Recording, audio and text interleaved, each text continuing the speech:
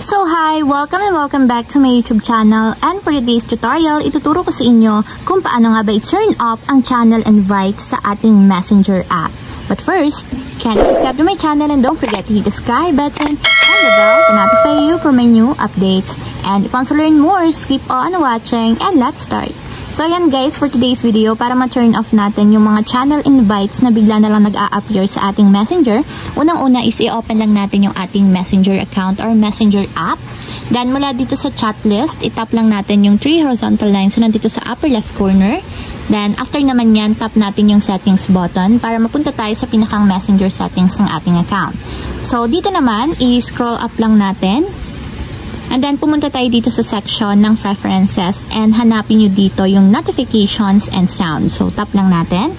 And dito guys, sa notification and sounds, hanapin nyo yung channel invitations. So, kung naka-enable yan guys, ganito yung magiging itsura. So, kung gusto nyo i-disable or i-turn off yung mga channel invitations na bigla na lang nag-a-appear and hindi nyo napapansin na kasama na pala kayo doon sa mga channel, ang gagawin nyo lang is itap nyo yung switch button para ma-disable or turn off katulad nito.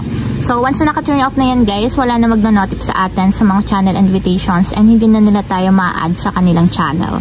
And ayun lang guys, gano'n lang kasimple kung paano nga ba i-turn off ang channel invites or mga channel invites na lumalabas sa ating Messenger. If you have a question, can comment down below and don't forget to hit the subscribe button and the bell to notify you from my new updates. And thank you for watching!